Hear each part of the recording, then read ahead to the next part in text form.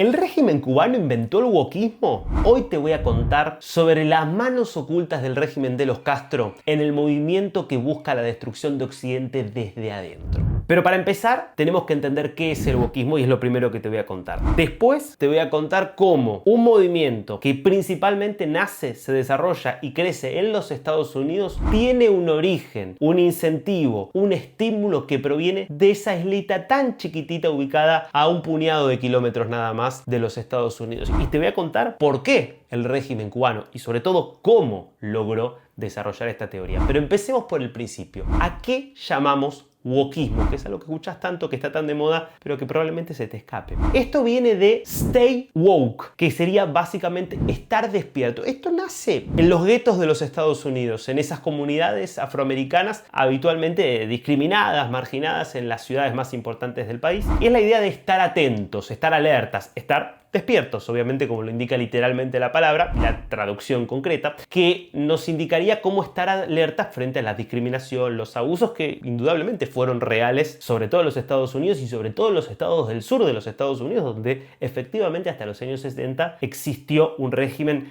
de segregación racial indiscutible. Ahora, ¿qué es el wokismo? Porque este movimiento de rigor es mucho más reciente, por más que tenga raíces en esas luchas históricas que vienen de los negros de los Estados Unidos. 2012-2014 es el movimiento inaugural y el movimiento Black Lives Matter es sin duda el puntapié inicial. Algunas muertes de básicamente jóvenes negros a manos de policías blancos es lo que desata este movimiento que básicamente empieza a traducir a escala social ya no solo la discriminación, la lucha contra la discriminación contra los negros, sino en principio contra cualquier otra forma de discriminación. Y ahí puede ser interpretado esto como la discriminación por género, la discriminación por nacionalidad, la discriminación por cuestiones de orientación sexual, la discriminación por cuestiones incluso religiosas. Y esto en rigor es una combinación entre el campo de lo académico y el campo de la acción política, porque a nivel académico esto tiene que ver con lo que se conoce como Critical Race Studies. Básicamente sería estudios críticos sobre la raza, que venían ya desde los 80 en menor medida, los 90 en mayor medida y los 2000 en enorme medida y dimensión, hablando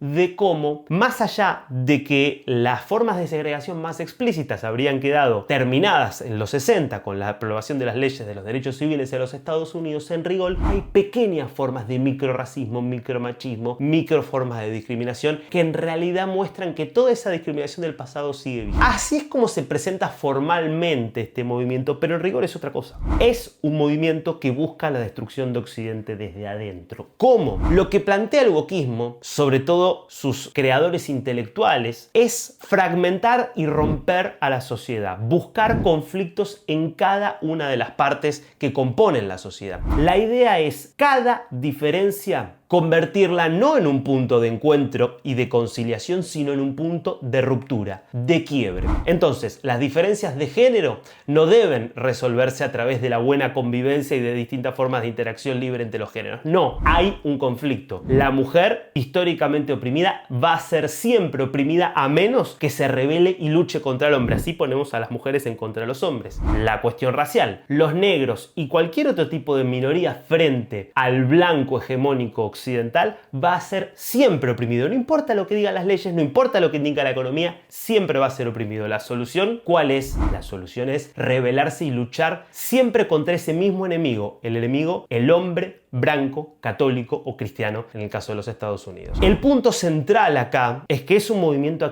antioccidental. Por lo tanto, es un movimiento donde no va a importar otras formas de discriminación que existen fuera de Occidente. Básicamente todas las formas de discriminación contra los cristianos que existen en África o en Oriente Medio, las formas de segregación religiosas que existen incluso, por ejemplo, contra los mismos musulmanes, distintos países de Asia como puede ser China o Rusia, las formas brutales de exterminio que existen contra las minorías sexuales en Oriente Medio. Nada de eso importa. El enemigo es uno, el hombre blanco occidental. Y todas las diferencias que existan dentro de las sociedades occidentales pueden ser explotadas para convertirlas en un conflicto que termina corroyendo a las sociedades de adentro. ¿Y Cuba? ¿Cómo se mete en esta discusión el régimen cubano?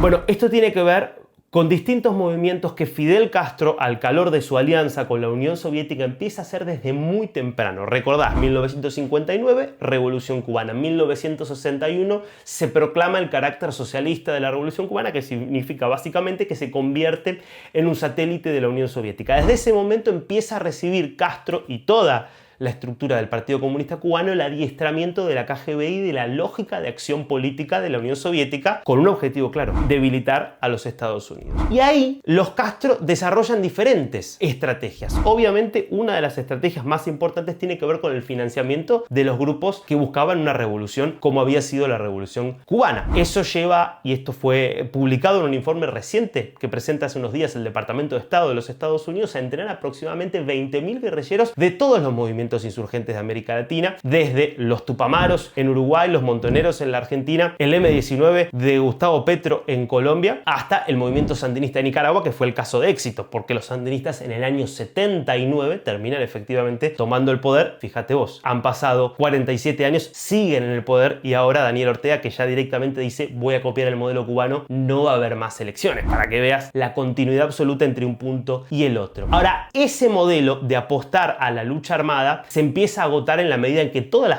las revoluciones empiezan a perder peso, sobre todo porque más o menos lo que pretendían era la dictadura del proletariado, ir al socialismo real. ¿Cómo seguir defendiendo el socialismo real cuando la Unión Soviética, ya avanzado de los 80, empieza a entrar en crisis y finalmente en el 91 se disuelve? Eso lleva a los cubanos y a otros movimientos de izquierda global, pero muy particularmente a los cubanos que habían aprendido todo de la KGB, a empezar a mirar otras estrategias que en rigor ya habían empezado a mirar desde mucho antes. Y es ahí donde la cuestión de la clase obrera contra el capitalista empieza a ser dejada de lado, porque básicamente no garpaba, y empiezan a trabajar en esto que yo te digo: cómo explotar las diferencias sociales, demográficas, religiosas, y convertirlas en conflictos sociales que provoquen caos, desorden, descontento, que rompan a la sociedad. Hay ahí un hito, yo te diría fundacional, que es la conferencia tricontinental que se realiza en 1966 en La Habana. Fíjate cuánto tiempo antes del surgimiento del movimiento woke estamos hablando. Esa conferencia, que formalmente fue la Conferencia de Solidaridad de los Pueblos de África, Asia y América, reúne a 500 delegados de diferentes países de estos tres continentes, donde se buscaba aunar criterios en esta lucha, que en el fondo era una lucha que se presentaba como antiimperialista, pero que era contra Occidente, porque fíjate que todo el imperialismo que realizaba la Unión Soviética en Europa del Este no importaba y nada. El imperialismo que realizaba la Unión Soviética en Asia con Afganistán, o incluso dentro del continente africano, tampoco importaba. Lo central siempre era ir contra Occidente, porque en el fondo era un movimiento impulsado por los soviéticos, que buscaba esta idea de convertir el ejemplo de Vietnam, convertir el ejemplo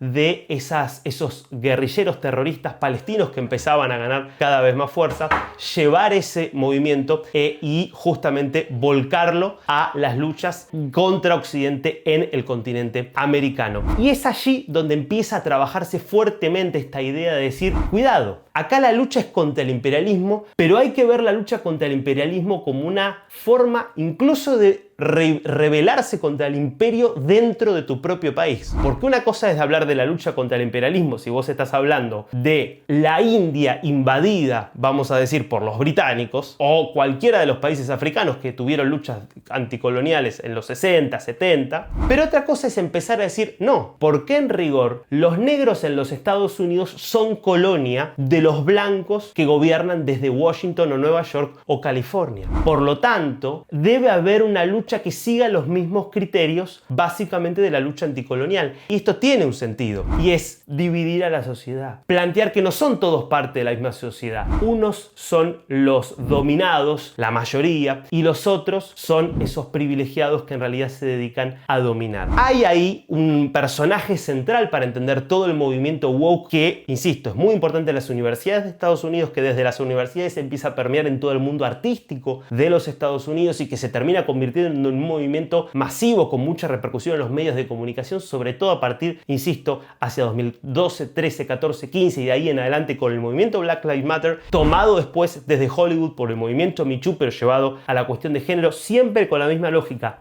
dividir, romper, fragmentar enfrentar. Hay personajes claves que nos permiten entender cómo Cuba es uno de los grandes armadores de esto, y es Angela Davis, una mujer que fue decisiva en el desarrollo de todo este movimiento. Es una comunista y feminista negra que trabajó mucho justamente en básicamente ser pionera en todas estas ideas, y es alguien que visitó reiteradamente Cuba. Como ella, hay muchos otros casos que muestran cómo los cubanos se dieron cuenta de algo que hace poquito se viralizó bastante, pero es en realidad una entrevista que un ex agente de la KGB da en los años 70, 80. En esa entrevista, este ex agente de la KGB cuenta la forma como la Unión Soviética empezó a trabajar desde los 70 para destruir a Occidente desde adentro. Fue aprovechar las vulnerabilidades, aprovechar la culpa, aprovechar todos esos movimientos que empezaban a plantear legítimamente más igualdad, para que no fuera verdaderamente igualdad de oportunidades, sino para que fuera la excusa para generar caos y destrucción, aprovechando